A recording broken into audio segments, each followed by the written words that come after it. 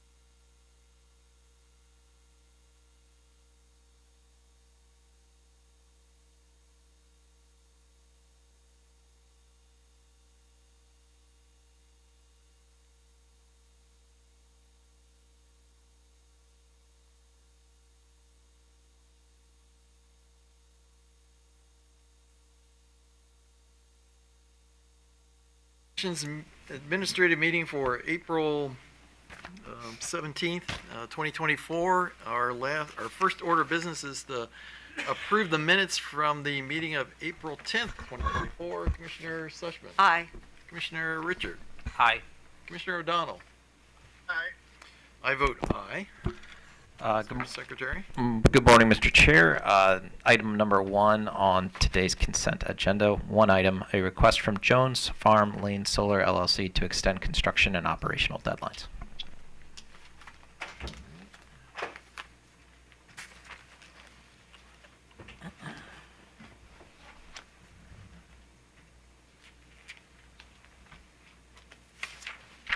Okay, with that, I move that we grant the company's request for an extension of its previously extended construction and operational deadlines of the company's CPCN of 3 months and 5 months respectively, such that the company must commence construction by July 17, 2024, must complete the project for operation by September 17th, 2025, and require the company, prior to the beginning of construction activities, to obtain and provide to the commission staff the interconnection service and construction service agreements that have been revised and updated with the unexpired deadlines. Commissioner Sushman. Aye. Commissioner Richard. Aye. Commissioner O'Donnell. Aye. I vote aye. Item number 2 on the administrative agenda is a request from Washington Gas Light Company for commission approval of its customer notice letter for the 2024 Stride 3 project list. Good morning, Chair Hoover and Commissioners. Ruthie Herman on behalf of staff. With me at the podium is my colleague Pamela Coates, Assistant Director of the Commission's Telecom, Gas, and Water Division. Background. In accordance with Order 90941, issued by this Commission on December 13th of 2023, in case 9708, which was Washington Gas's Stride 3. So in accordance with that order, Washington Gas filed a request asking this Commission to approve a customer notice letter related to the Washington Gas's Stride projects planned for 2024. The customer notice letter requirement was originally part of the POLJ's proposed order in case 9708. The Commission's order in December was a response to staff's and OPC's request to clarify the POLJ's proposed order. The Commission's order directed staff, Washington Gas, and OPC to negotiate the language of the customer notice letter. After several discussions, the parties were not able to come to a consensus regarding the text of the customer notice letter. As a result, Washington Gas filed 2 versions of the customer notice letter for the Commission to review. So today, staff recommends that the Commission approve what's called Attachment 1 in the company's filing, which is WGL's version. Since the purpose of the customer notice letter was to notify customers of upcoming projects, staff recommends the company's version. In staff's opinion, this is a reasonable option. Dr. Coates and I are available for questions. Thank you. Okay, so any questions for staff? Oh, okay. Yeah, Commissioner just Richard. so I was looking at the various, drafts.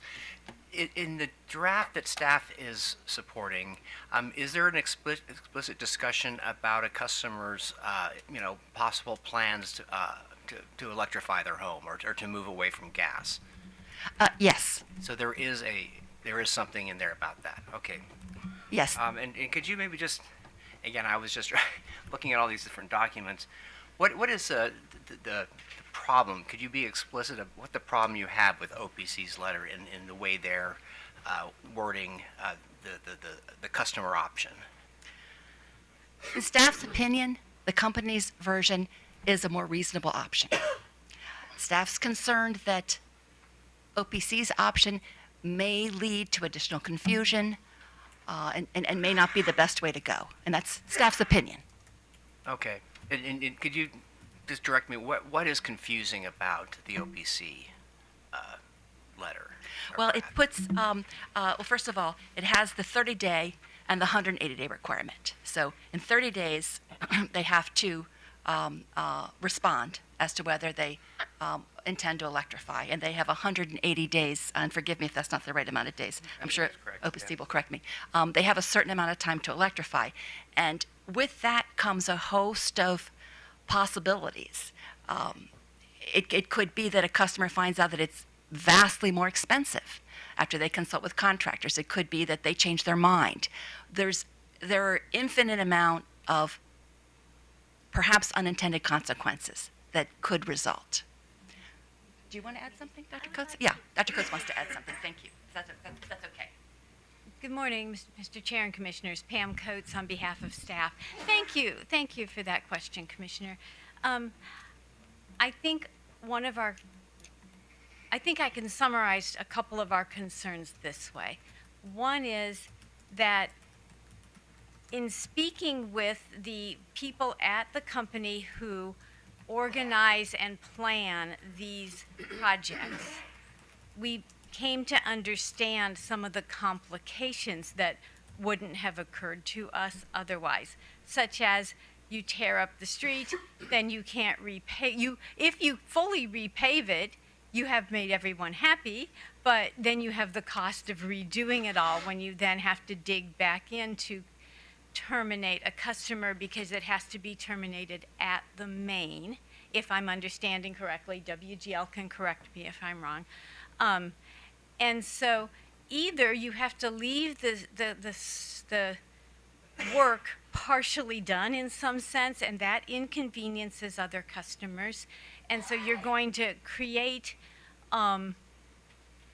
discontent in some way, or, and this would be true either way, you're adding to cost. And I think that was one of our big concerns, is that by enabling a single customer in a project area to put a 6-month delay on the project, either you've delayed the project 6 months and now you risk missing the deadlines, which are part of the STRIDE 3 requirements, or you've added to cost because you have to go back into that neighborhood and tear things back up again. And I think staff is particularly sensitive to the idea of taking something that has one purpose and then saying, here's the agreed to budget, and now we are going to now support adding more requirements that are going to make it very hard for you to meet your deadlines or the budget that we supported. And I think I'm uncomfortable doing that. So I fear that was a roundabout way of getting to my point, but I think, did that answer your question, sir? No, I think I heard you. And again, I'm sorry, I didn't want to slow this down. I'd like to hear directly from OPC. But you said a single customer. Why do you assume that, upon receiving a letter that explicitly prompts them that, this is going to, this is about to happen, and so if they wanted to take some type of an action on their own to electrify, they need to start? Why is that wrong? I mean, again, I'm trying to understand why that's confusing, and why do you just assume that there's just going to be one single customer that may take that action, that you're concerned is going to delay everyone else? Excellent. First, I think there are two questions there. I don't think it's wrong to let people know that they have the option to electrify. I mean, that's clearly not a bad thing to do, for many, many reasons that we're all well aware of. And that there's a reason to do it because they're about to come into the neighborhood and Yes. update everything. Correct. And so there are two things. First is one letter has already gone out saying sometime in the future we're going to be doing this. You might want to be thinking now about electrifying. And so, and pointed out to them, here's where to go on the website to say we intend to disconnect gas service. So they've already been told that once, if I understand correctly. Again, the company could correct me if no, they're nodding. Okay. And then the letter that, the version that staff that we've all negotiated for some time now has that in it. Let me find it. It says, if you are the authorized, this is the version that staff is supporting. If you are the authorized property owner or their representative and intend to replace all of your gas appliances, and then it lists them, with electrical appliances or otherwise abandon your gas service in 2024, there may be no need for us to replace your service line or move your meter and regulator. You may initiate termination of your service at any time at no cost, and then it tells them how to do that. So, does staff support that? Absolutely. It's in the letter we support. What the additional language that OPC would like to include would do is make that process a very, well, first of all, a parallel process to this process the company currently has, which is go to the website, do this, and we'll talk to you and we'll get it worked out. But also, it would set these deadlines and interweave that process with the STRIDE process, which then brings up the concerns I had before. But also about one customer, I'm not assuming one customer, but I'm saying if in a particular block or 2 blocks, whatever large this project was, even if only one customer chose to do that, it would delay it. If 2 customers, it would have the same effect. If the whole block decided, well, we're all going to electrify, well then, okay, great, we've now removed that project. But if one customer decided not to electrify, now we're still in the same boat of having these sort of 2 different deadlines and a STRIDE project that can't move forward that has a mandated deadline that we gave them. Okay, thank you. And I'd like to hear from, obviously, the company and OPC. But, at this point, I just want to be sure that, we not just take a business as usual approach, because I think state policy is requiring us to think, I think, more broadly. So, but anyway. Absolutely. So thank you. I hope I addressed that. Okay, thank you. Thank you, Mr. Thank Chair. you, sir. You finished? Okay, so People's Council. Thank you, Mr. Chair, Commissioners. So I think really this is a lot of ink over a pretty simple proposal. Really the only difference, again, as you've heard, really the only difference is whether we include an intent to electrify form into customers or not. And I just want to note that's the exact same language that was approved by the Commission with the BG regulator case. And so really this is about just trying to avoid unnecessary and imprudent spending on services that are about to be unused to do electrification, right? If while WGS proposed to use the service abandonment process, the scenario that we're trying to avoid is, well, I'm a customer, I'm electrifying, but I can't get it done in, I'm going to need a year or, 8 months or 6 months or whatever. And so I can't actually shut off my gas, abandon my gas because I still need it for heating right now, but I'm planning to go off the system in a year or so, and we don't want to go in and spend money on services that are going to be unused in a year, right?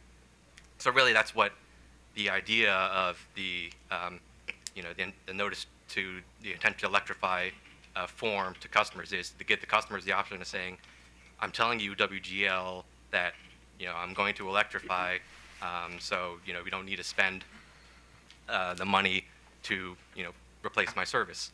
Now, as the scenario staff are describing, I want to clarify one thing. So that's different than BGE. There's two things. There's WGL has programs that are going to be replacing mains along with services at the same time. So you're digging up the mains of an entire neighborhood and street and replacing all the services at the same time. And then they also have a program where they're just replacing services, right? So the idea of the admittedly slightly confusing 30 days, 180 days, what that is when the customer receives the notice, they'll have 30 days to return the form and say, I'm going to electrify.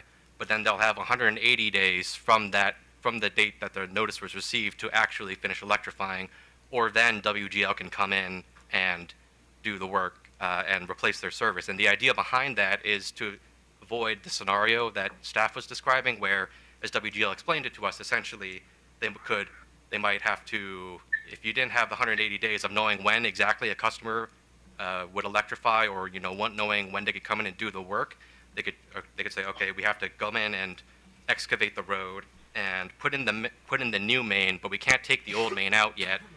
But we need to repave the road so people don't get angry about there being, open road for, indefinite for a long period of time, right? So then you repave it, and then you come back and excavate it again once the person is electrified, and then you take out, and then you disconnect their service and replace the old main, right? And so the reason for the 180 days is to give the company a clear time frame of, okay, when we send this notice out, 180 days after that, like, we can go in and do this main project, regardless of whether or not people have had actually been able to electrify or not, so that we're not doing the paving and unpaving and repaving scenario that was described. Now, it's a completely different scenario when we're talking about services only. Services only, right? You're not paving out the entire neighborhood's roads to take out the main. You're just, you're carving up a little bit for the one person's service, but it's not nearly as much of a large expense on the paving and unpaving and doing all that work over again, right? You only need to do the one service. Someone says, I'm intending to electrify, you just skip that person's service. So therefore, there's a slight nuance in that our proposal would have the 30 days, 180 days provisions just removed if it involves a service-only project. I'm happy to answer any further questions you have, but again, I just wanted to reiterate that I think that OPC believes that this is a reasonable proposal. It's exactly the same language as was approved in the BG regulator case, so we believe that the Commission should approve it. So, any questions for OPC? Oh, Commissioner Schlesman. Okay, so I actually wanted to hear OPC first, because I mean it's a timing issue of sort of when the company goes in and deals with the matter. I'm assuming if there's an emergency, the company can just go in, replace the main. Yeah. So short of that, there's not a driver for making this happen. I guess the question, Ms. Herman, I guess the question for you is for this extra 6-month period, because making a decision about electrification for a customer is a big deal, and not every customer has resources put away that they can sort of tap into and say, okay, now I'm ready to electrify. So the 6-month delay, if the replacement is not required within that period of time, I guess the question is, what would the harm be in having that extra period of time for the customers to make a decision, recognizing that the legislature has put in place various pieces of legislation that are promoting movement to electrification, and we have a future of gas proceedings. So we are thinking about these issues and sort of forcing a customer to make a decision too quickly is not in the best interest of the state or the goals of the legislature in terms of electrification. So I guess the question is what would be the harm in having that additional six month delay? And Dr. Coates, you could answer that as well. I'm not sure I have an answer for that other than I hear what you're saying, that it takes time to electrify. Absolutely. I think it's an interesting idea that this is bringing that question to a head in the mind of a customer. And I would hope that the language that's already in the letter would do the same thing by saying, look, if you're going to electrify, we will skip yours. We won't replace your service, right? We can skip that. And then if a customer does say, well, yeah, I want to electrify, if they go online and say that, then the company would then have to choose, okay, we'll have to wait to do that main, I would think, or they would end up in that repaving situation. So I'm not sure that there's I think my concern would be the other way around. Okay, hey, I've got 6 months. Maybe I can get this done.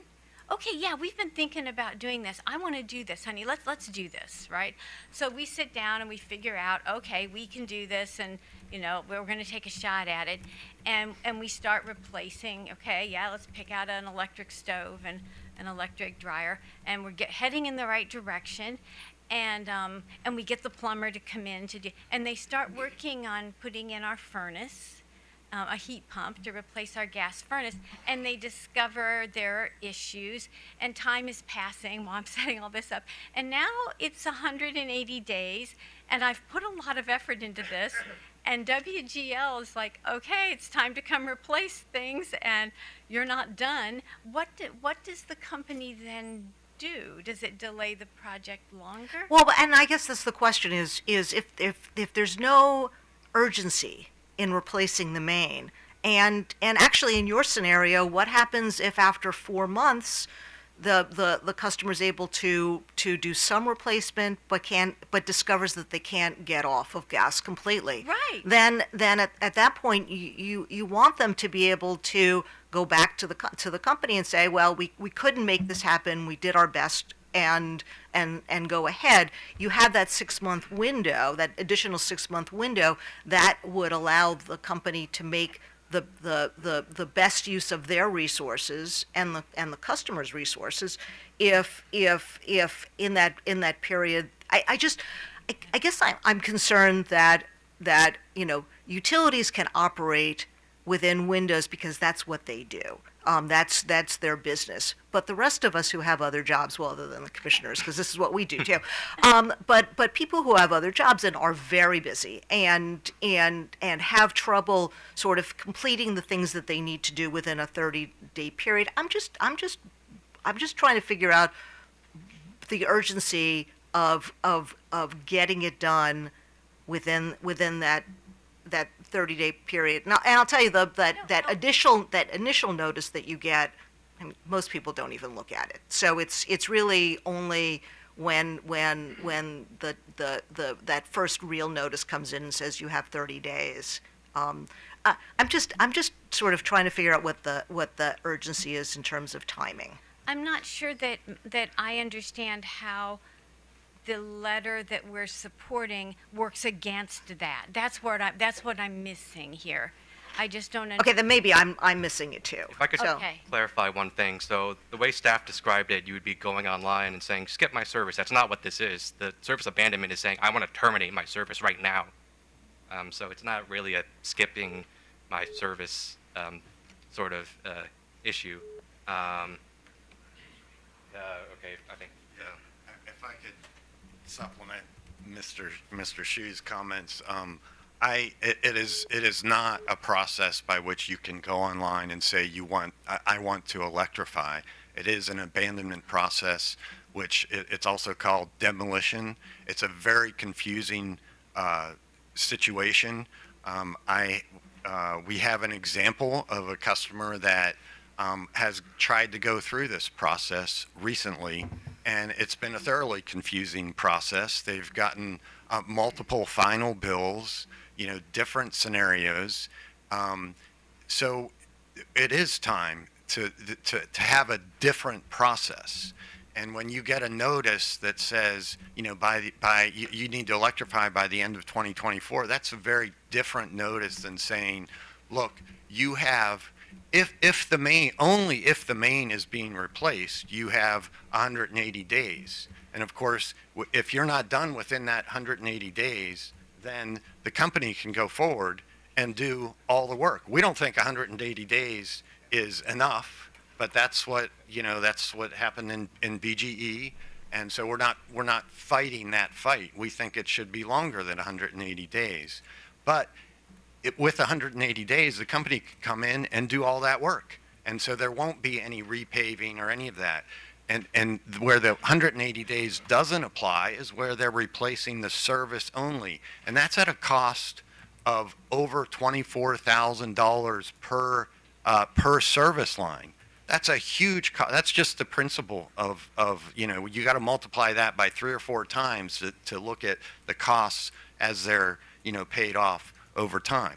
That's a massive expenditure for customers if a customer is planning to electrify anytime before those, the meters, the service line are depreciated over 35 to 50 years. So what happens to those costs if that customer electrifies and doesn't get it done in time? But if the main is not being replaced, then there's no reason for the customer, there's no reason to have a 180-day delay. The other point is that we are asking the commission to have a form for the customer to give, to say, I intend to electrify. That is not the abandonment process. The abandonment process, you can go online and look at it.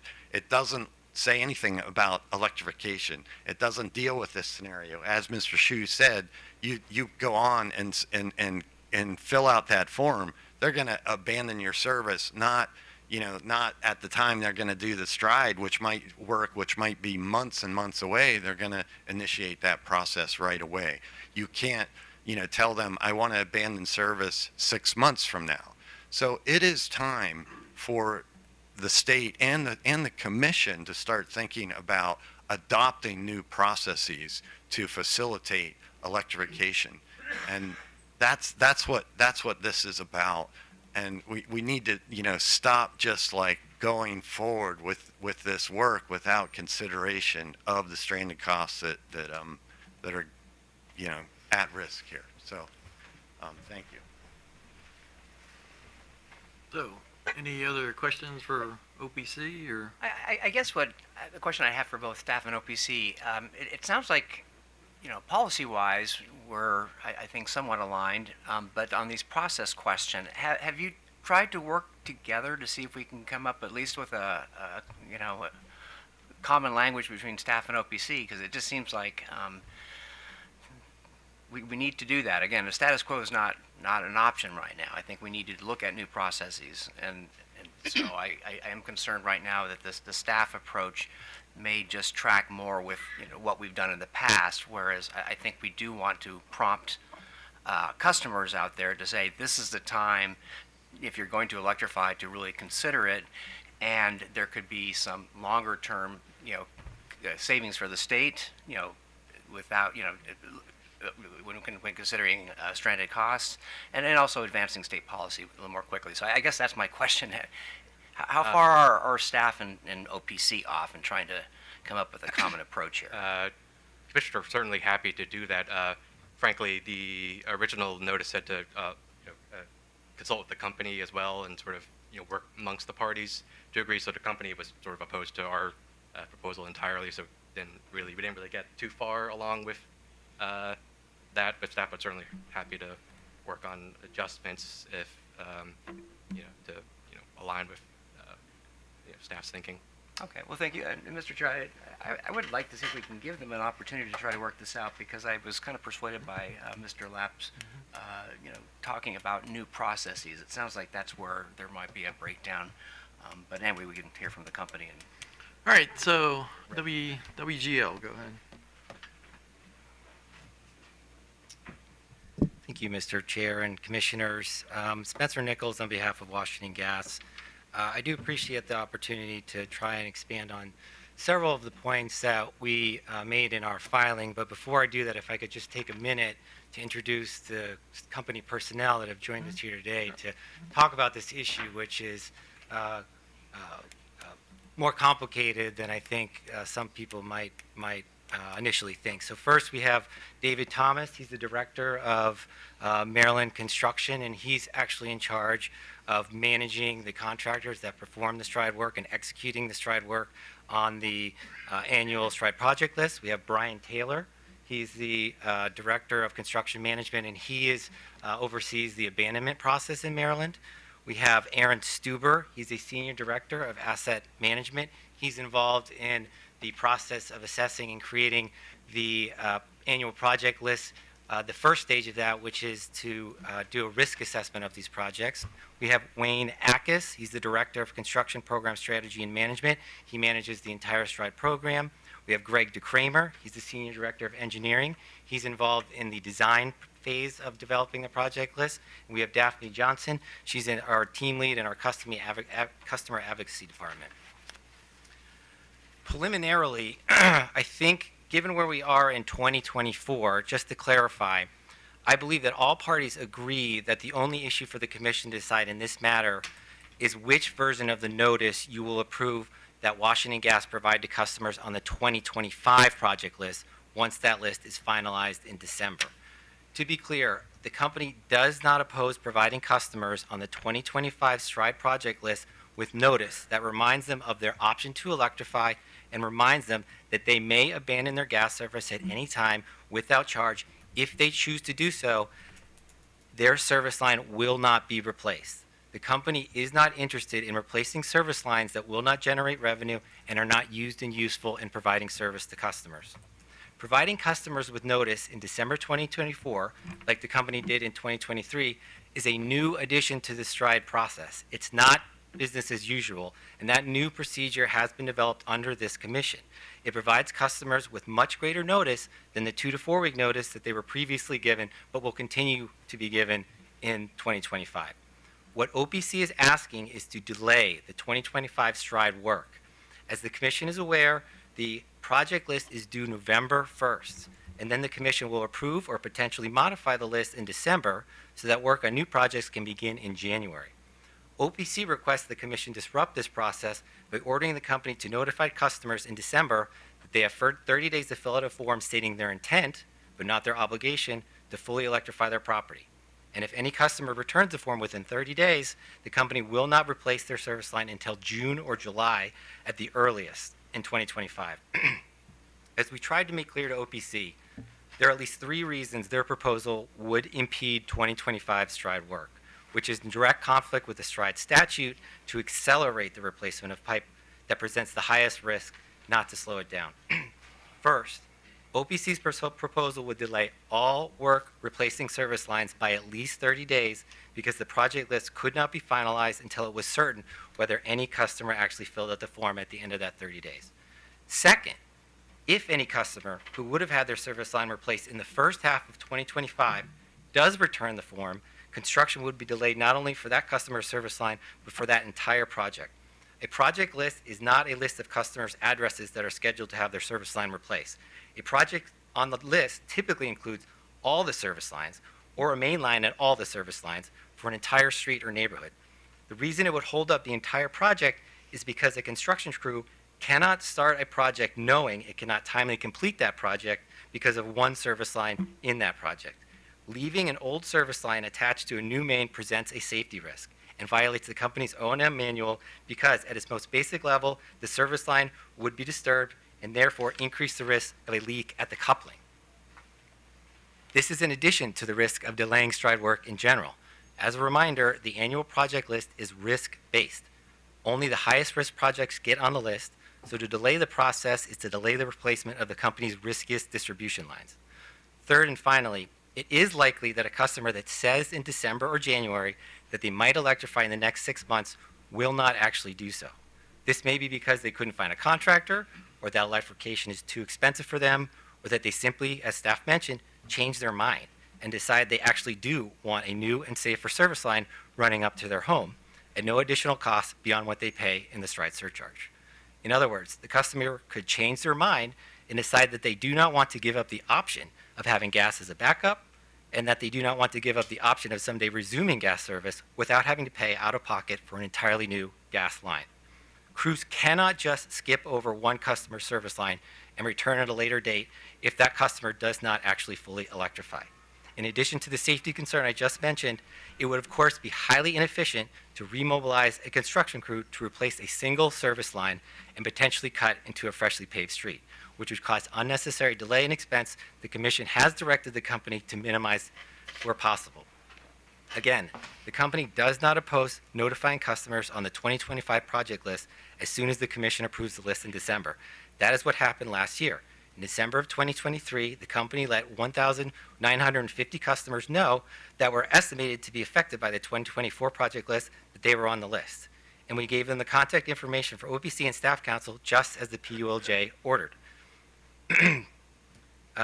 If any of the remaining customers on the 2024 list or any of the customers on the future 2025 project list do not want the company to replace their service line because of electrification or for any other reason, all they have to do is tell us before the work is performed in their area, and their service line will not be replaced. All we are saying is that customer needs to be ready and willing to actually abandon their gas service by the time crews perform work in their area, or else they could hold up the process for the rest of the street or neighborhood, which would only delay customers receiving the benefit of safer infrastructure. We're happy to answer any questions. So let me start with a couple of questions. One, so regarding the two different notices, the only difference is this paragraph that starts, if you are the authorized property owner, correct? Correct. Okay. So second, and maybe one of your technical people can answer this, what is for a typical STRIDE project, I mean, how many houses are we talking about? I can answer. I know that it definitely varies. There are a variety of programs. One of the biggest programs is a number of feet of main and the number of effective services, and I think those can range quite considerably. I think I might ask Yeah, Mr. so anybody, I mean, I'm just trying to Kramer. get a sense of what it looks like. Hello, Greg Kramer of Washington Gas. So what Mr. Nichols was saying is correct. You know, they come in various shapes and sizes. On the small end of main projects, you're looking at somewhere around 800 to 1,000 feet, and typically there's a service about every 40 feet on that main, if you want to deal with averages. A larger main project gets upwards of 2,500 to 3,000 feet, right? And we have a number of those. On service-only projects, they typically are going to be on the small end, 10 to 15 services, on the large end, 60 to 90 services. So if I were just talking generalities, that's been my experience of the suite of projects that we produce annually. And so when you replace the main, do you always replace the service lines going to people's houses? So no. So when we replace a main, what we're focused on is maintaining gas service to those people who are active customers, right? And so that can take the form of replacing a service or transferring a service. It happens to be good plastic is what we call it, which is non-STRIDE eligible materials. So all services are impacted when we replace the main, but not all services are replaced. Some are transferred. And do you do projects that are just replacing the service lines and not changing the main? Yes, we call those service-only projects, and in general, in STRIDE, they're programs 1, A, B, and C, and then we have some in program 3 for vintage mechanically coupled services. And we would do that when the main in program 3 is not STRIDE eligible material, right? But the services are. Okay. So any other, Commissioner Sushman, you got So you heard my question before about the requirement that the main be replaced right away. It's not an emergency, but this is clearly a main that is on the STRIDE list because it reflects a safety issue by keeping it in service. But a 6-month delay is not unless there's a leak that is not going to cause a problem for the company. You continue to have projects on your list. It seems to me that it may actually be a manpower issue, that you have a series of projects that you have decided to go ahead with, and you have that over the 2025 period, and you've assigned crews, and you know what it is that you're doing. So on some level, if we were to adopt that 6-month delay, it seems to me that you're going to have a 6-month delay initially, but then it's just going to be built into the projects, that you have that 30-day notice, 6-month delay, and then the project sort of moves forward to the extent that there is a 6-month delay. So I guess I'm trying to understand the emergency of trying to get these projects sort of going, other than a manpower issue where you've got sort of work crews that are already assigned. And so if we were to adopt this 6-month delay, you may have 6 months of no work being done because the time period is going to be kicking in later. Is that some of what the... I think I understand your points. There's several issues that I think you raised, but at first, I think, Commissioner Sedgman, it's not just a manpower issue, but as you raised earlier, it's also a timing issue. The project list, as I noted, is approved by this commission in December, so that work can begin right away in January. Although a year is 12 months, work in that annual stride period only occurs between January and October. So chances are that the bulk of the work that's going to be performed is going to be in that first half of the year. It is possible that if a customer contacted us in December or January and said, I plan to electrify by October, and they happen to be not planned to have their service line replaced until October, it is possible that that customer would have at least 6 months to get it done before we holding up the project for the rest of that community in October. To your other point, but that's going to be, again, the minority of projects because the bulk of work is going to begin within the first 6 months of the year. So to try and build in, which would be at least 7 months when you add the 30-day period, plus the administrative time in between, I think it would be closer to 8 months. We cannot build in 8 months to the STRIDE planning process. It already is a 1.5 year long process. The process for the STRIDE 2024 list began in August of 2023. The process for developing the... Well, and you can't build that in because... Because it's a very involved, exhaustive process, and if we could, if we did have 6 or 7 or even 6 or 7 months or even 30 days to spare in that process, I think we would be able to do the process faster. Certainly, there's probably room to improve that process, but as these folks here can explain to you, it involves an intricate, very extensive process of risk assessment, project design, planning. Well, I understand that, but the risk doesn't change if it's delayed 2 months. I mean, it's not going to be the full 6 months. It may be that there is no delay. If nobody opts for electrification, then you can begin the process right away. I guess the concern I have, and this was something that OPC raised, is that we have sort of two simultaneous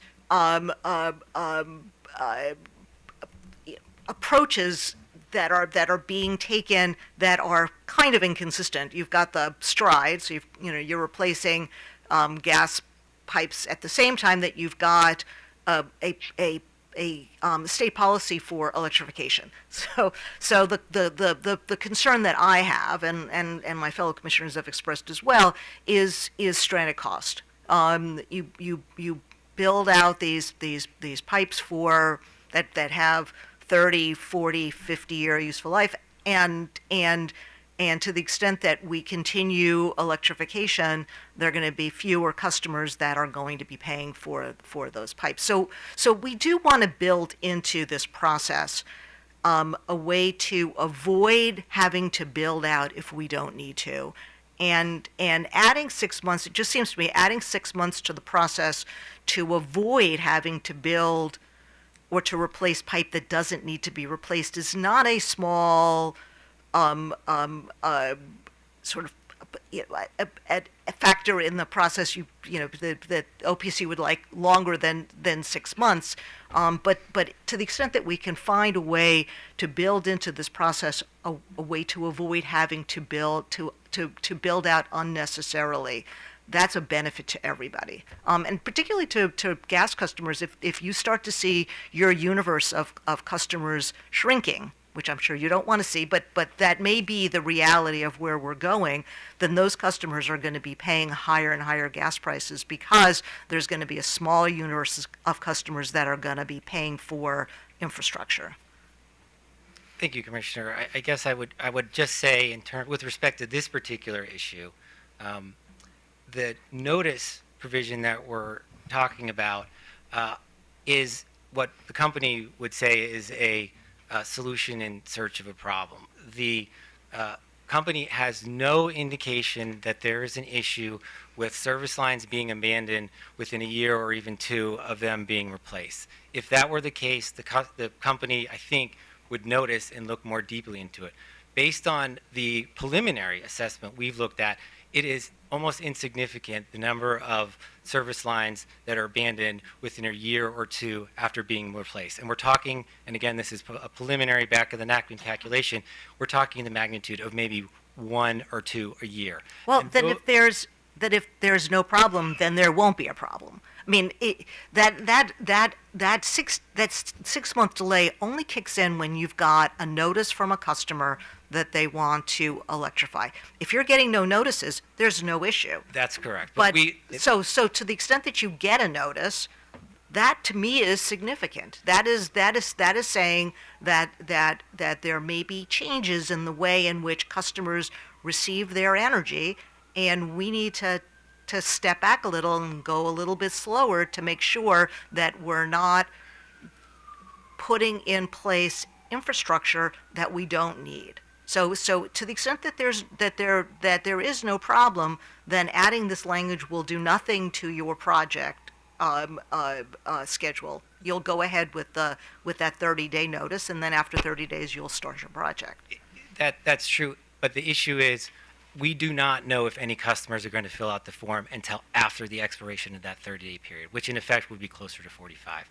And if a single customer fills out the form, that in all likelihood will hold up the entire project for that street or neighborhood. What changes from 30 to 45? I mean, 15 days doesn't. Administrate. It takes 3 or 4 days to send out 2,000 letters, and it takes a week to let customers actually get the letters in if some choose to mail them, if some choose to email, and if they're sent to the right person. Administratively, it would end up being more like 45 days. Just to see if any customer actually filled out the form. No, I understand. It just seems to me if you're, I understand the STRIDE program, but it's a long-term program that's going to be replacing pipes. If there's not an urgency to pipe replacement, I don't see the challenge in building that extra 6 months into your program, but giving the ratepayers of Maryland comfort that you're not going to be overbuilding and that they're going to be stuck with an unnecessarily high bill. So that's all I have. Commissioner Richard. Yeah, I mean, I appreciated the colloquy there and the question and answer. I guess I just wanted to ask, isn't this important information to have that your customers may want thinking about electrification, and wouldn't this be a point in time that they could derive some benefit for themselves and potentially for advancing state policy if they know that the company is about to come in and do a significant infrastructure project? I mean, wouldn't you want to have that information? So to be clear, Commissioner Richard, if you approve the company's version of the customer notice for 2025, they will be reminded of their option to fully electrify their property and what that means. So the company will be reaching out to customers early in the process before the work begins to let them know and remind them that that is an option. It's coming, okay. But are you trying to track that information? I mean, so it's up to the customer to reach out, and you heard from Mr. Lapp. I mean, it sounds like there is confusion, and he had he had evidence that there is confusion about what to do, and then also this complication that your process doesn't really accommodate or consider the process of electrification. Have you tried to work with OPC at all on correcting that process? Yes, both sides have, I think, made, and I appreciate OPC. I think both OPC and the company made a great deal of concessions in from what their original versions of their competing notices were. So I do appreciate that, and I do think we negotiated effectively to narrow it down to this one issue for the commission. In terms of tracking customers electrifying and notifying us that that's the reason they're electrifying, we're considering it. What we know from experience is that the vast majority, if not the entirety, of customers that choose to abandon their service lines are because they're performing some kind of construction on that property, and they can't have gas flowing through a construction site. And that those customers are home building companies that don't mind paying the cost to reestablish service once the project is complete. We do not have any evidence, anecdotal or otherwise, that customers right now are contacting the company to say, I don't want you to replace my service line because I want to electrify. That's just, we don't have evidence that that's happening. Okay, well, I still am concerned that the company really hasn't kind of internalized, again, the state policy of electrification and really have used the fact that there may be customers out there who, might want to actually, at a point in time when a major infrastructure project is being proposed, might want to take a step at that point. And again, I'm not really hearing you. It just seems like that would inform the company about the scale of the projects and the type of projects they might want to consider if they had that information about what the customer may do. And I don't know how you would get that without having this 30-day form. The solution to that question, I think that the company it can consider, and I'll represent will consider, is simply putting a question on the abandonment form. Why are you abandoning? Whether that information is correct, we can't certainly say for sure.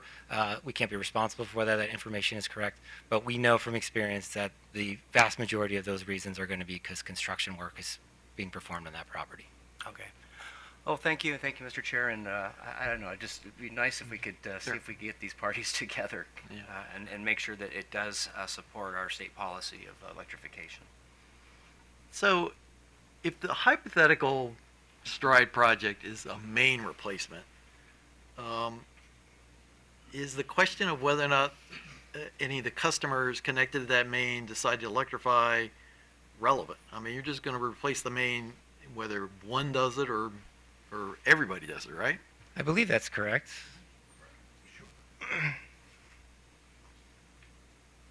So once again, Greg DeKramer. Sure. So that main, oftentimes, the norm for mains is not that they just serve the customers that are connected to them, but they also are interconnected to other mains that serve services. So the statement is correct. If an individual on that main or a series of individuals on that main choose not to remain as customers, that main will still largely be replaced because it represents, it's at the end of its useful life. It has risks associated with it. So we would replace that main. And conceptually, if we were aware, have been made aware that, and the customers were able to maintain residency without the use of gas, we would not replace those services. We would abandon them at the time that the main is installed. And just to reiterate what we said, we're not interested in running services to customers that don't have a use for those services. So it would seem to me, though, that the OPC language has the charm for the company of sort of focusing the customer on this question. And because they're required to take certain actions within certain days, and if they don't, then they get stuck with getting their service line replaced. And what I'm concerned about is the language you have that sort of kind of says, well, this is a possibility if you want to do that, will not focus the customer's thoughts on whether or not they want to do this if there's no time deadline with it. And in fact, what may happen is, they'll decide to want to do this when, they see your trucks out there, digging up the street and things like that. So is the question the time frames that are in their suggestion, or the concept of having a specific notice to the customer that says, hey, you need to decide, are you going to stay with us or not? It's the time frame. As I was trying to explain to Commissioner Richard, in our notice, it does remind customers that they can fully elect their property. It says if you are as I think staff or maybe OPC read, it says if you are the authorized property owner or the representative and intend to replace all your gas appliances, furnace, water heater, stove, or dryer with electric appliances or otherwise abandon your gas service, we will not need to replace your gas service line. So that is happening. The timing issue is, as I tried to explain, is just that it would cause the delay. So I think the issue for the commission is whether one customer who fills out that form should have the power to delay the project for the entire neighborhood.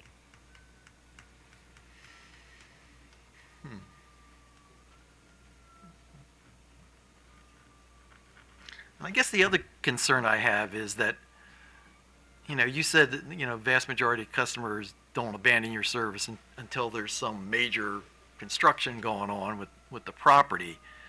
But I think we're entering sort of a new world where there's a whole lot of influences and incentives to get people to actually think about doing this.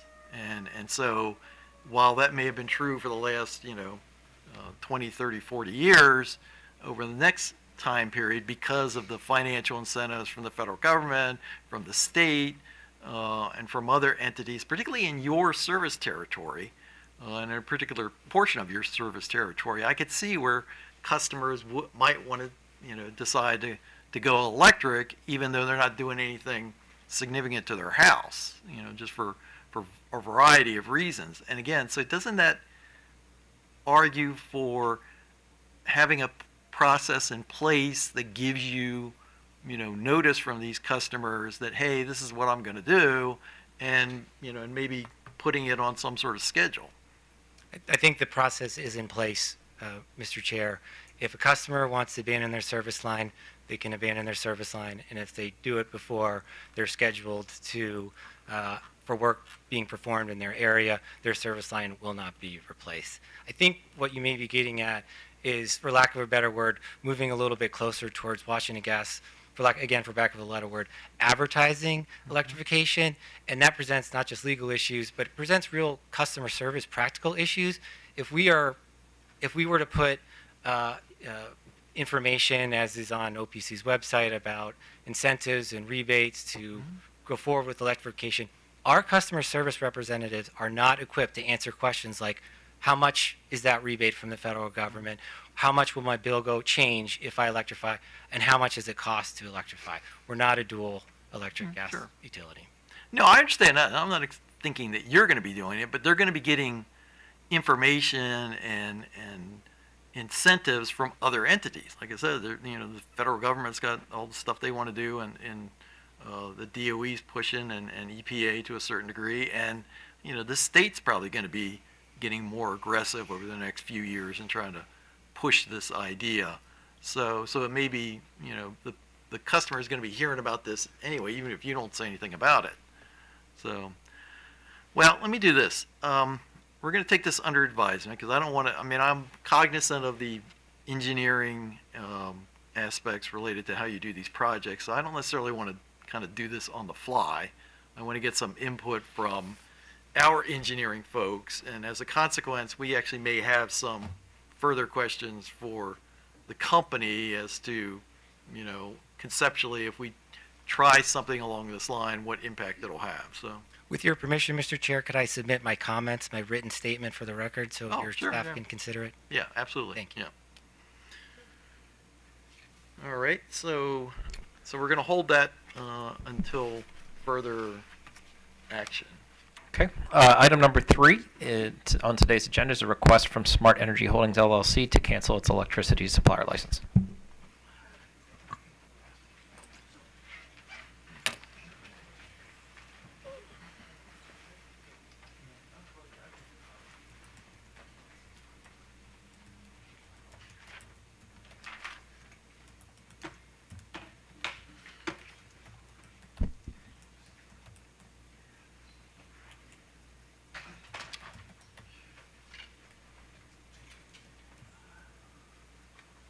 Good morning, Chair and Commissioners. Charles Herbert on behalf of staff.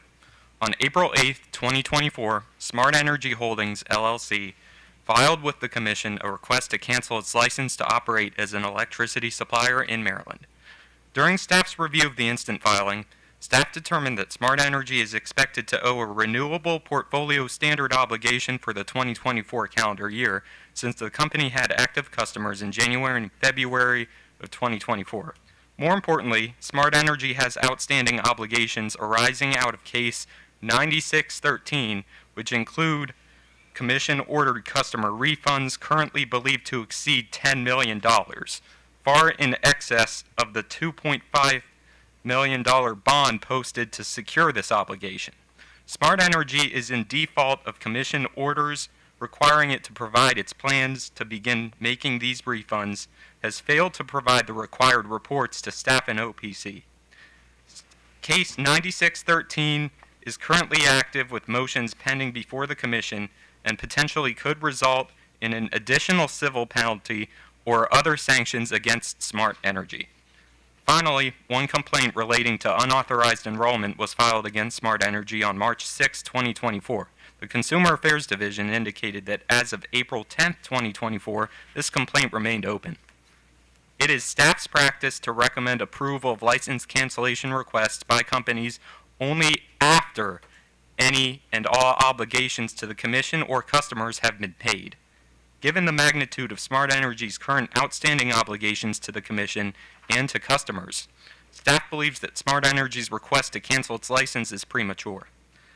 Accordingly, staff recommends that the Commission deny Smart Energy's license cancellation request. Thank you, and staff is available for questions. So any questions for staff? Just one. You said there's a pending complaint by a customer. How many customers does Smart Energy have right now that are active? Well, Smart Energy had indicated, believe in the case docket, I can't remember the mail log number, but that they had processed drops or initiated drops for all their customers to SOS. So at this moment, I would think that they would have no customers, but as of January and February, they still had some, and CAD still, I guess, indicated to us that this complaint still had an open status. Okay, so but staff believes that Smart Energy has no customer or should have no customers at this point. Is that correct? But we do have a customer with a complaint. Yes, that's correct. Okay, thank you. Thank you, Mr. Chair. Okay, Office of People's Counsel. Thank you, Your Honor. William Fields for the Office of People's Counsel. We certainly agree with staff that the Commission should deny the request to revoke the license at this point. We also, in our letter filed on Friday, on April 12th, we renewed some requests that we have been making to try to put the state in the best possible situation to recover some funds from this company for the refunds that in all likelihood are going to be owed to customers. We're not exactly sure what those refunds are going to be. The latest numbers, about $16 million. That the spreadsheets that we've received, they haven't been audited yet. We don't know, don't know exactly. But it's significant, and it's significantly more than what was indicated back in either 21 or 22 when the bond was set. What was indicated to the Commission at that time and to the courts as to what the refunds were going to be. It's significantly higher than that. And what we're suggesting is, you asked the company back to file a response by March 22nd to indicate what the company was going to do to ensure that those refunds were going to be paid.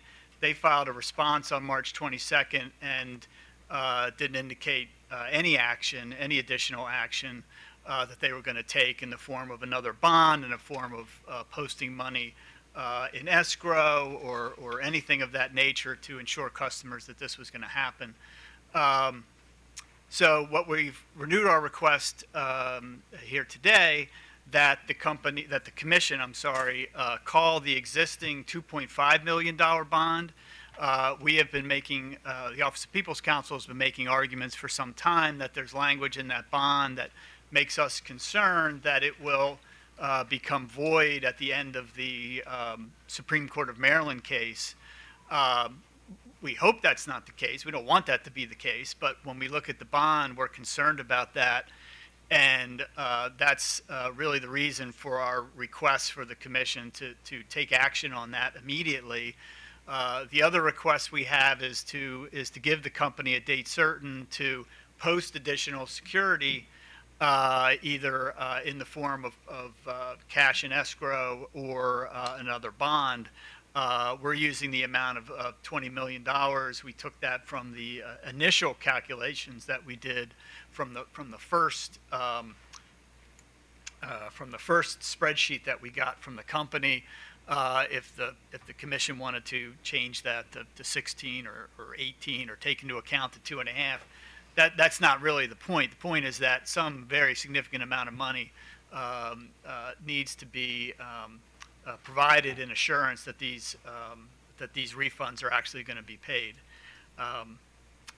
So those are the requests that we've made. I'd be happy to answer any of the commission's questions. Commissioner Schlesman. Morning, Mr. Fields.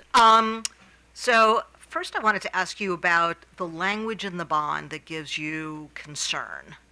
So after reviewing the bond, is your concern that however the Supreme Court deals with the case, whether it accepts reconsideration or it dismisses, that the bond would become void? That is the concern, and we look at language in the bond that references a clause in Order 89-800 that states that the financial security shall remain in place until the conclusion of any appeals taken by Smart Energy, and then that's referenced. That ordering clause is referenced later in the bond language, and that's the language that has us concerned that it could be read to become void at the end of the Supreme Court case. Now there's a number of reasons why arguments can be made the other way, and I think that's the way we would argue it if this all came to be. But we don't want to be in the position of having to argue about the bond language and whether it became void at the end of the appeals process. Okay. And it's not, and of course, that's not the reason the commission wanted to have the bond in the first place. The idea was that at the end of the Supreme Court case, the company would have a period of time to pay the refunds, and then if they didn't, then the bond would kick in to, recoup some of that money. So it would go against the whole strategy of the commission, the whole theme of the commission to do this. But the language is there, and that's raised our concern. Okay. In our order, we had asked the company to provide us with a number in terms of their liability for refunds. In the March 22nd letter, they noted the submission of a thumb drive, which I can tell you from a cybersecurity perspective is very troubling to be sending that to the commission. But I'm assuming that you opened the spreadsheet, the thumb drive, in a very cyber-safe way. And did you see on that spreadsheet a number No. that would so you would okay so and then we did some manipulation of the spreadsheet to get a total number, the way we did with the initial spreadsheet. okay, but so you don't from what you can see on the spreadsheet, you cannot discern a number of in terms of refund liability. Correct. Okay, Only and by then adding it up. Okay, and then was there anything on the spreadsheet that deals with the RPS obligation? No. Okay, Mr. Sue, I'm assuming he's please. That I did a No, spreadsheet. go ahead. Sure. The spreadsheet doesn't list an actual number on it. We just did some calculations on the spreadsheet to come up with the 16 million. Yeah, and our order didn't ask OPC to come up with the number we had asked the parties to. So, okay. Mr. Chair, that's all I have. Commissioner Rich. Yeah, I think my question was answered, but just on the bond issue, and just talking to our counsel here, it was, if I heard him correctly, that we have, I guess there's a requirement for 60-day notice prior to canceling any bond. So is it concern of OPC that that protection is not here because of other language in this bond? Or? Yes, that's right. Our concern is that the language about the obligation becoming void would take effect and essentially override the 60-day notice provision.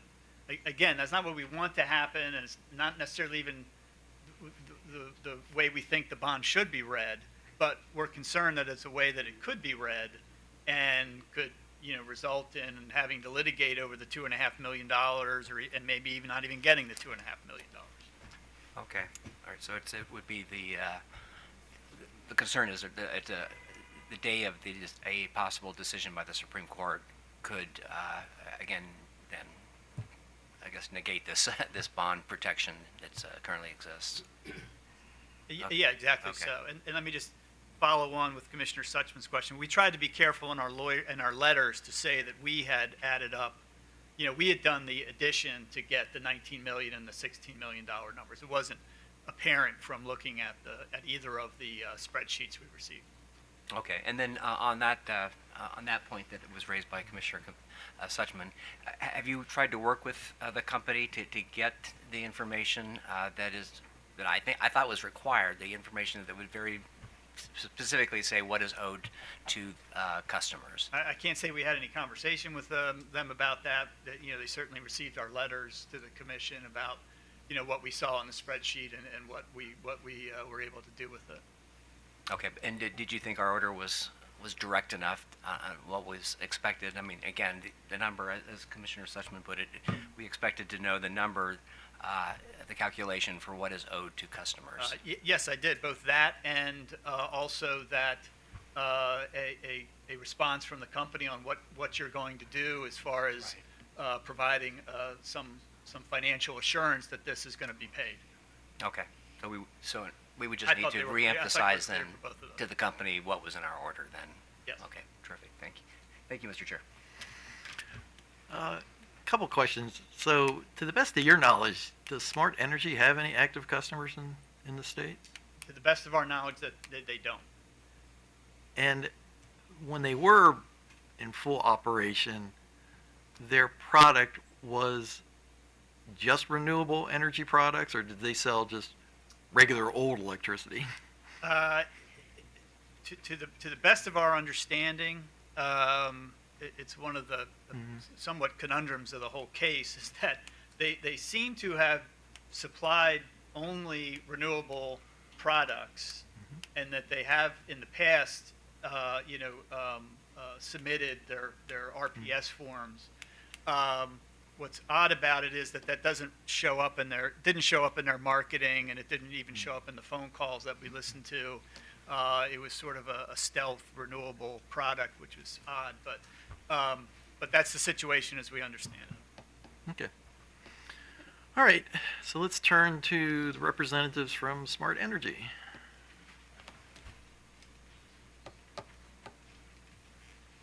Thank you. Still good morning, Mr. Chair, members of the commission. My name is Doug Gansler. I'm here with Russell Frisbee as well on behalf of Smart Energy. I'd like to start, I guess, by just responding to some of the questions or issues that were raised just now. Smart Energy did buy out all the 2023 RECs and has already paid for the 2024 for the first quarter, so there's no obligations there. There are 0 open complaints. They've been satisfied.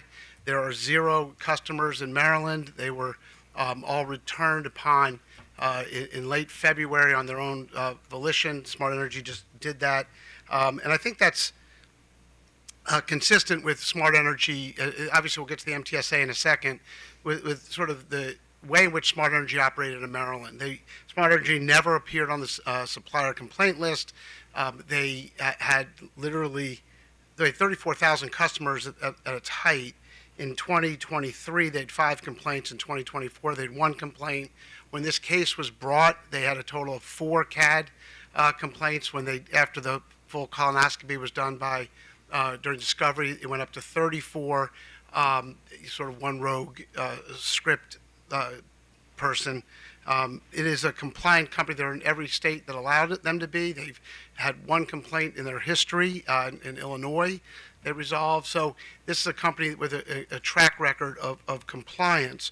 That said, obviously they became for whatever reason, they became the test case for the MTSA interpretation, which would be the first interpretation of the MTSA in 35 years in any state, and including in Maryland. It never had happened, and we can talk about that if you're interested, what the MTSA is and what it is not. But so they became the test case. OPC and the commission won that case up to this point, and so they've sort of gotten that, and that would have driven a lot of these companies out of Maryland anyway. But SB1 has sort of finished that off, so that's not a problem anymore. As to the bond issue, I appreciate Mr. Field's creativity on that. there's a number of things, and this goes to your question, Commissioner Suchman, what could happen in terms of what the Supreme Court of Maryland does. If they remand the case based on the overturning the MTSA, but finding that some postcards may have been deceptive or whatnot, then the case is still ongoing, and nobody could recall the bond. If they overturn the case, then completely, then the bond becomes sort of irrelevant because all of these numbers that have been high convoluted numbers that have been thrown out are all based on the MTSA. That is that the idea that somehow Smart Energy violated the MTSA, which would go to every single customer they had, so that all 34,000 people would get a refund. If the MTSA is not there anymore, you go back to the 34 people, which would be obviously a much more reduced number. They did have 100% renewable energy in response to that question. It's on all of their literature. It's on everything that was sent out. So, and finally, on the bond money, there's no mandate that's been issued yet. So the case is still ongoing. So nobody can get the bond, if you will. In looking at an ultimate penalty here, I guess I'd want to make the point that I sort of made just now, which is even if the MTSA is upheld and they somehow violated it, it was not intentional. And I don't think anybody believes it was intentional because on all three CAD decisions, the CAD said you did not violate the MTSA because the customer called the merchant. On the Commission's own website forever, it said you do not violate the MTSA if the customer calls the merchant. So it's sort of a novel theory that was put forward, and as I said, no states ever had this resolution. So I don't think there's a question of intent here. And then the final point I'll make, and then I'll be happy to take any questions, is that the Commission does not have authority to, in the statute or anywhere else, to not accept the surrender. They surrender. It's like somebody, if Delegate Commissioner Barvey were to walk in and say, I'm quitting the Commission, you don't get to say no. There's some statute somewhere that says you don't. They surrendered. They gave their license back, and so the Commission doesn't have the authority in any case law, which is why it's never, and I'm sure all of you never can recall it happening, because it can't happen. And under the law and under the statute, it's accepted because they surrendered. So those are the points I would make, and be happy to answer any questions. So just a couple from me to start. One, so you're seeking reconsideration of the Maryland Supreme Court's decision. You're not appealing to a different entity. You're asking that court to change its mind. No, Mr. Chairman, there's no federal hook here, so there's nowhere else to go. But we filed the reconsideration motion a while back, and it's an extraordinary remedy. Frankly, if you sort of look at the numbers, it's extremely unlikely to be overturned in full candor. That said, it's such an draconian and wrong ruling, and the effect it would have nothing to do with what the Commission does, but with commerce in Maryland, and every plaintiff's lawyer in America will start bringing lawsuits against Pizza Hut tomorrow on these things. So it clearly has them thinking of the ramifications here, and so it's unlikely to be overturned. There's also, I guess, a little more legal nuance. What they could do is actually ask for a hearing, a sort of real argument on just the MTSA portion of the case, which is also possible. And who is Mr. Kern?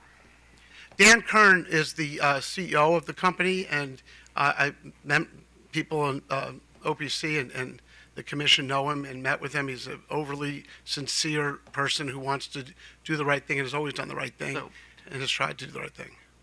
So I guess I found it unusual that almost every other pleading and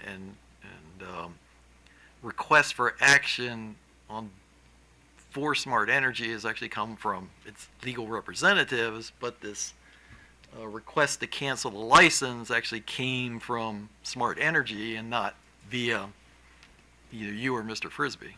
Yeah, I don't know that it was a request, but it's his company, and lawyers can sort of like I said, for example, the commission doesn't have the authority to not take the surrender of license and that kind of thing. That's a legal conclusion and interpretation. It's his company, and it's a big deal for him to surrender the license. And I guess the only other point I make in that regard and is if you look at and this is sort of why while he was sort of had the bad draw of being the target for the MTSA, if you look at the other cases that have been before here on orders, the MDG&E was 315,000 plus 150. SmartWise Energy was 150. SFE Energy was 550,000. Greenlight Energy was 63,400. I can go on and on. Smart One Energy was 561,000. Blue Pilot 140. Viridian Energy was 60,000. If we where this case should end actually, and for whatever reason the vitriol and chest thumping and excitement of OPC and staff on this, where this case should end is we should actually surrender the bond and give the commission and $2.5 million. Plus, I guess there's also a $250,000 bond out there for financial whatever that every company does. So it's $2.75 million, which would be about sixfold the largest penalty ever in the commission, and that would seemingly to me be the right result of trying to look at both sides of having been in the government myself and kind of looking where this case should get resolved. So that's to me how this case should end. And people, if people want to refund, they can. That obviously cannot happen until after the mandate, and that could come today or, who knows. But his letter requesting that he abandon the license is premised on what he perceives as the eventual enactment of Senate Bill 1, which, has not been signed. And my understanding is there's an effort to try and convince the governor not to sign it. And secondly, if this company's claim to fame is renewable energy, there was actually significant changes made to the original version of Senate Bill 1 to allow more flexibility for renewable energy retail suppliers, as opposed to the strict constraints that were put on the regular old electricity retail suppliers. So I guess I'm confused as to why he's so concerned about SB1. It almost seems like he's not even really familiar with it. Yeah, and either am I, except for to think, because the idea that this General Assembly, which is some people would say is quite liberal, would want to get rid of choice for consumers and get rid of renewable energy for consumers is baffling to me, but it did. And, the utilities and Exelon and others have an enormous amount of power in the state, and I assume the governor will sign the bill. And so, I think Agway has already surrendered their license, and I would assume all other of the competition will also surrender a license, because, Mr. Chairman, you know far more than I do about this, but the perception amongst companies like Smart Energy and the like-minded companies all believe that SB1 essentially kills the industry in Maryland. Okay. Any questions from Commissioner Sussman? Good morning, Mr. Gansler. Good morning. It's still morning. But who knows? We like to talk here, so could go So I on. noticed. Yes. Recognizing that we're not really dealing with the substance of MTSA, and we're not relitigating the issue. I think the issues in play now really are about what we need to do to protect consumers. So really the concern, my concern is really not about your company per se, but really about the customers that were customers to your party, the ratepayers, that maybe owed refunds, and ensuring that money is available, assuming as you recognize that the decision would remain from the Supreme Court. And so in our order in March, we asked that you provide us with the amount of refunds, and then we also asked you about mechanisms for ensuring that that money is available to the extent that you have to pay the refunds. And I think everybody sort of agrees that it's going to be much more than the 2.5 million. And in the letter, your letter to us, I don't see that number. And as you heard Mr. Fields speak to when he reviewed the spreadsheet, they did some calculations on their own to come up with the number, but that's not what we asked. We asked for a number. So I'm a little troubled that we haven't been given a number, and we also haven't been given there was nowhere in your response a discussion about what could be put in place to ensure that money's available for a refund. And so you can understand then getting that letter from your client saying that they want to abandon their license. I mean, that makes me a little bit nervous that they want to skip town and leave customers without any resource or any opportunity to be able to be provided the refunds that they're entitled to. So I guess I'm giving you a lot of things, and I'm trying to get us past the noon moment. Yeah, exactly. There you go. A few things. First of all, I don't know that the case won't be overturned. It's so, and again, not having to do with this industry. Well, you said to the chair, in all candor.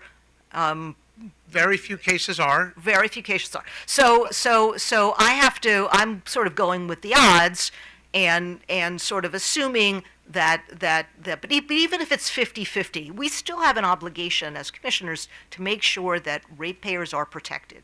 That to me is, keeping the lights on and protecting our ratepayers. These are seminal responsibilities. And so you can continue on. Okay. Going by the odds, since every single state in the country has a similar Telephone Solicitation Act statute, as does the federal government, since over 35 years, not one of those has ever had this interpretation. Yeah, but we're not here to talk about the merits of. I understand. Go ahead. So really, my question to you is very focused. I guess why didn't you give us the number when we asked for it? And what is that number? Because it's going to be more than 2.5 million. So I'd like to have that number. And then what mechanism do you have in place to assure us that monies will be available for refund, assuming that the case is not overturned? Well, a few things. I appreciate what you're saying, but the mandate hasn't issued.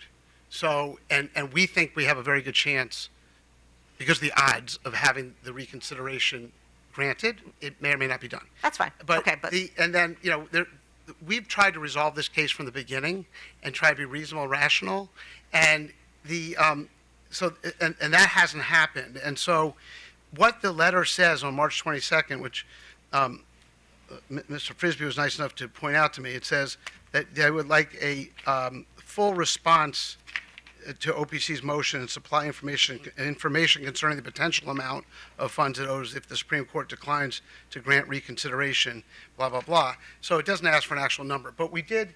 No, I'm talking about our order. Yeah. So we did, and I remember that we asked for supply information concerning the potential amount of refunds. So whatever OPC is asking, that's OPC. But the commission asked you for that. And I'll try and get an answer in. And so Okay. if so the mandate hasn't issued yet, so we don't owe anybody anything. And we don't know what the number will be at that time. The reason why the number went up from the 6 million originally to the whatever it is, 10 million, 16 million, or Mr. Fields wants 20 today, is because of over time and costs go up. You keep talking about making sure the ratepayers are protected. This is not that issue. Nobody was ever duped by anything here.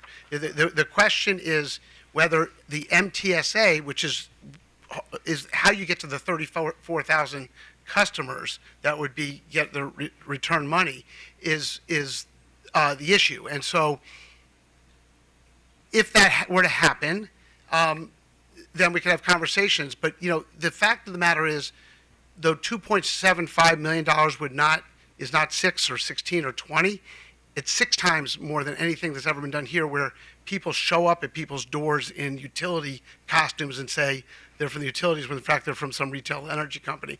That nobody's been unprotected here. Okay, Mr. Gensler, are you saying that you cannot supply me with a number that reflects the potential amount of refunds? You cannot give me that number now. No. All I can give you is what we gave, which we provided in a timely fashion. All of the Okay. Can you give me a range? Can you give me a low end of that? 10 million. I Okay, think so 10 million. million. So 10 million would reflect the low end of. My understanding. Okay, so if we accept that 10 million is that low end, assuming that the Supreme Court's decision is upheld, and you would be your client would be responsible for refunds at a minimum, it would be 10 million in refunds. Arguably, I mean, we don't concede that anybody should get a refund, but what we would hope would happen is at some point some rationality would emerge in this case, and that OPC and the commission and staff would sit down and say, okay, we got our MTSA, we drove the business out of the state, we have the 6 times higher than anything ever. Let's figure out how you can help us refund the money to people. Okay. But assuming that none of that happens. Assuming lack of rationality, yes. There you go. Okay. Assuming none of that happens and the decision remains in place, a minimum amount that would be owed to customers would be 10 million. Okay, Under your analysis, yes, not under ours. But that's fine. Let's go Well, ahead. I don't understand. I mean, I think it seems to be under any analysis. I mean, if the Supreme Court of Maryland's decision is upheld, your client will owe customers money, Yes, and it will be at least $10 million. perhaps not. We don't know, and we don't know what the ruling is going Why to be. would it be lower than 10 million? Because nobody was unprotected, because no one got duped. And so the fact of the matter is, if the PSC were to get $2.75 million, that's a windfall, because no one who picked up a telephone and called for service was deceived by anything. And certainly not the MTSA, but certainly by anything. And so we could have conversations on a rational basis of why they should pay 6 times. We're not going to agree on what is owed. We can go back and forth until dinner if you'd like, but you think that Smart Energy owes X dollars. We're waiting for the decision and the mandate to ensue, and then we can figure out what we can do. I mean, I'm sure Smart Energy would not fight all that money from being turned over to OPC and staff if that is in fact the decision. That's a lot of money, and that's a nice chunk of money for people who were not deceived by anything. Okay. Again, we're not dealing with the substance of the issues in play. We're dealing with the amount of money owed and ways in which we can assure that money is available. And I'm concerned that 2.5 million is not going to be nearly enough to cover what's going to be owed. And in light of your client telling us that they want to abandon the Maryland market, I'm concerned that 2.5 million is going to be it. Yeah. And we had asked for some other mechanism that can give us some assurances that monies will be available in addition to the 2.5 million, such as maybe another $10 million bond. Is that something that your client would be amenable to? No. Okay. And they don't have 10 million, I'm sure they probably don't have $10 million burning their hole in their pocket, nor does Mr. Fields. But here's the thing, the substance does matter. I know you keep saying it doesn't, and you don't want to talk about it, and I don't want to talk about the legal part of it either, but but it's already been litigated. So we're not, and that's what I'm trying to explain to you. If it's already been litigated, we're not going to be, that's not the point of this proceeding right now. The commission is trying to make sure that whatever monies are owed are going to be there. And the concern I have is with this, I guess I wouldn't have as much heartburn if we hadn't gotten the letter from your client talking about a completely different reason why they would be leaving, when it just seems to me from the letter that they're leaving because they're going to be owing all of this money in refunds and they want to skip town. Had your client not written that letter, I would have much less concern. But to me, that was kind of a red flag being waved at a bull. So I think that presents to me a flight risk.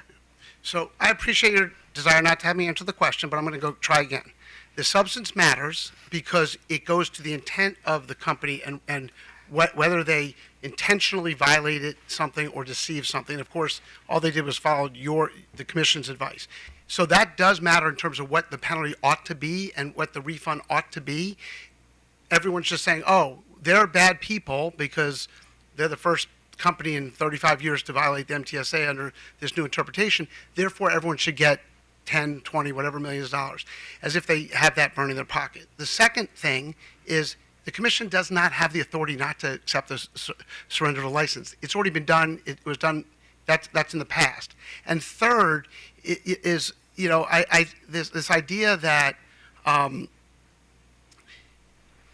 that they're not leaving, that companies don't believe that SB1 is requiring them basically to leave the state is just not how the reality. I mean, I've talked to other companies. They all believe that's why they fought so hard. As the chairman mentioned, they're going to try and have the governor. Smart Energy is not trying to have the governor change. They've already surrendered their license. They're not licensed in Maryland. But the other companies are going to, because they believe that this is existential to the continuation of their business in Maryland. And I haven't heard anything to the contrary. And so that's why he surrendered his license. It's right there in the letter. Okay, Commissioner Richard. I think question's pretty much covered it. Maybe you might want to just, did you have a chance to review the OPC filing? The letter? Yeah. Yes, I I read guess it. it's more in the form of a letter. Yeah. So you're calling this a surrender of the license, but when the company entered into with a license with the state, wasn't there also a whole COMAR provision on how they would cease to do business with the state? Are you suggesting that the company doesn't have to go through that process, come to the commission, and then allow us to, evaluate whether the company still has obligations to the state? Yeah, COMAR, the COMAR on that is how you would stop a company from doing business. Like if they were misbehaving, and many have. It talks about how a company would surrender and terminate its license. Yeah, and my understanding is that the company completely, from its perspective, its side, not the commission side or OPC side, saying you're running a schlocky shop out of the garage, but so we're not going to allow you to continue doing business here. We're going to suspend you. We're going to whatever.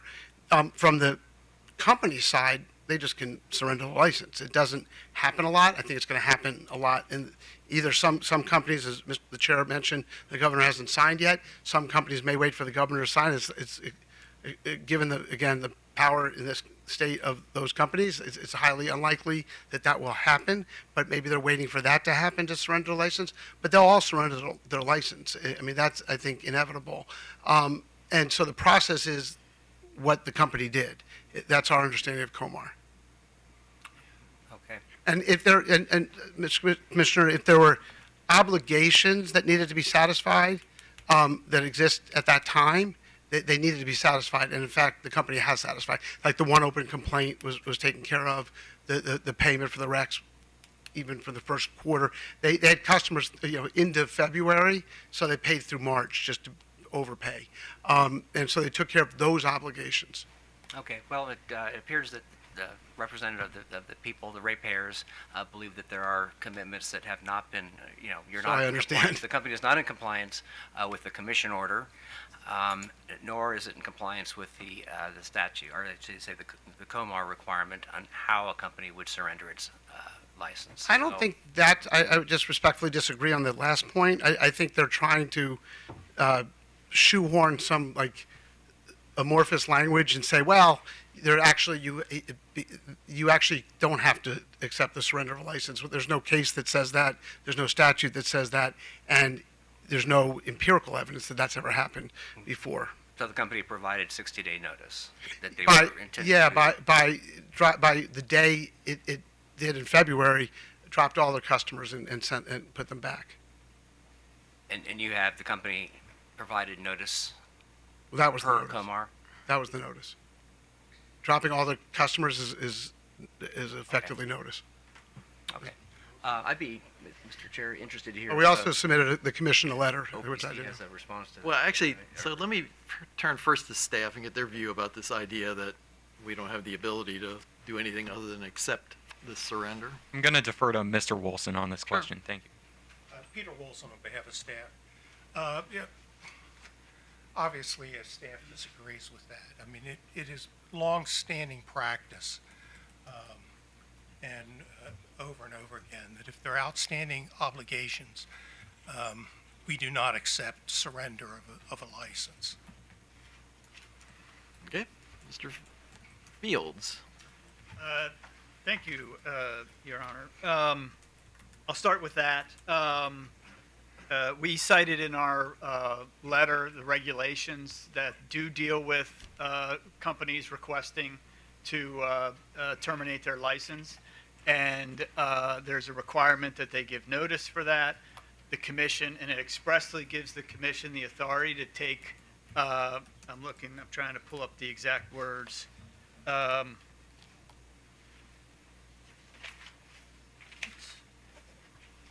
It's in our April 12th letter. Maybe it's take other appropriate action? Take appropriate actions, right. Take other appropriate action in that, within that 60-day notice window. We think, that's the regulation that's been there. That's what they've been doing business on under for years. And, the fact that they don't like that now doesn't mean they can just say that, no, you can't, you have to accept this.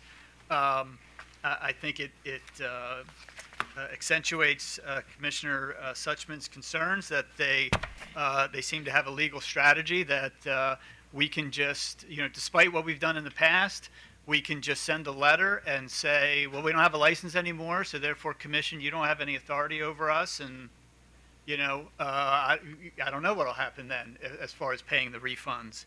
I did want to try to correct a few things that have been said as far as the intent of the company and deception. The commission's order found that the company engaged in a deceptive marketing practices from the very beginning of their business here in Maryland. They sent all the postcards that they sent were deceptive. They tended to deceive customers into thinking that they had come from the utility, that they were somehow eligible for some kind of a discount from the utility. We showed that, and the commission agreed, that the scripts that were used that were given to the telemarketers to do the solicitation, the scripts themselves had deceptive statements within them. The commission found that. And then in reviewing the calls that were in the record, every single one of them included additional deceptive statements, and the company never provided a single recording of a call that didn't have any deception in it. So all of the assertions this morning that customers were not deceived is just wrong. And the commission's order is clear that that was the case, and it was a finding that was made. And then the commission has said in its order, and has said subsequently, that the reason that it ordered refunds to all re-rates, partial refunds to all the customers, were two reasons. One was the MTSA violation, which meant that they didn't have a contract in the first place, but also that the deception, and the fact that this deception went to every single customer that was involved. The law in Maryland is very clear that if you deceive a customer and you successfully deceive the customer, they don't even know they've been deceived. If they knew they'd been deceived, you probably didn't do it very well. So so the law is very clear that just because customers don't realize it and don't complain doesn't mean there's not a remedy. Commission already dealt with that issue years ago and said there's going to be a remedy to every one of these customers. It's a re-rate, it's a partial refund. In looking at that spreadsheet, there's customers that were overcharged, above SOS, over $100 a month. We haven't been able to do an analysis of the total dollars that we responded to customers, but there's real harm here. And that goes to the intent of the company. This wasn't just an innocent legal mistake about getting contracts signed. This was a purposeful practice of deceiving customers, and it's coming to roost now. I already talked about the authority. The one last point, when we did an initial evaluation of the spreadsheet, we looked at what the refund would have been when the company told the commission and the court it was going to be $6.5 million. I think at that point, this is in one of our letters. At that point, the refund actually was up to $10 million. So they lowballed that figure that they told to the commission and the court. It's since grown since then because of the fact that they were still serving customers and still charging significantly more than SOS in some cases. And so the amount has grown. I think that's all the points that I wanted to make. We have a concerning situation where a company seems to be indicating that it's not going to pay, carry out its obligations, and that's why we have continued to make our request to at least take some steps to try to provide some assurance that some of the obligation will get paid for the customers affected by this. And just so we're straight on this, this decision by the commission that was made by commissioners before three of us got here has been reviewed and approved by every entity that has reviewed the commission's decision, with the exception of one member of the Maryland Supreme Court, correct? That's correct, both on the MTSA legal question and on appeals of the findings and the remedy decision on the deceptive practices. Okay, so let me do this. If I could All right. just add one thing. Sure. And that is the numbers that Mr. Gansler was quoting, $400,000, $500,000, $350,000. Those were civil penalties at the end of a case. They were not refunds. The civil penalty in this case is yet to be decided by the commission, and that could be in that range, or it could be considerably higher given the circumstances. Okay, and actually, my question goes directly to the point you made, and Mr. Fields, you can respond as well. I would be very concerned about what the commission can do if we were to grant the company's request to abandon their license and vacate the state. Would it be your positions that the commission would no longer have jurisdiction over that entity once the license is no longer in play? I would say, Your Honor, that if you grant the termination of the license, then that gives them a very strong argument that you no longer have jurisdiction to take action against them. I hesitate to say that you don't, because I would certainly want some entity in the state to have authority to take some action against them. The fact that they surrendered their license doesn't change the fact that they were found to have deceived customers in order to pay refunds, which they haven't done. But a long way to say, I think that would be a very big issue if you did accept the surrender of the license. And I would concur with that. I would hope that we would still have a jurisdiction. However, just the issue itself could lead to multiple levels of appeal later. And for them to remain with a license doesn't impose on them major obligations. Correct. Okay, thank you. And not to turn this into a law school question, but given the fact that, according to their representatives, they're seeking reconsideration of the Maryland Supreme Court's decision, if we allow the surrender of the license, how does that, implicate that situation? If they get the relief that they're seeking, which is a remand back to us. Right. Well, if they. Oh, I see your question. If they did get it successfully remanded back to you, it would be remanded to you, and you'd have arguably no authority to deal with it because they don't have a license. I think you'd have to, at the least, you'd have to deal with that argument, which, as Mr. Wolfson said, could lead to further litigation, further appeals, and just keep this process cycling around for a long time. All right. Well, I move that we deny Smart Energy's request to abandon their license. Commissioner Sutton? Aye. Commissioner Richard? Aye. Commissioner O'Donnell? Aye. I vote aye, and we will take under advisement the issue related to the bond. So, and with that, we're adjourned. My vote is without prejudice. Yes.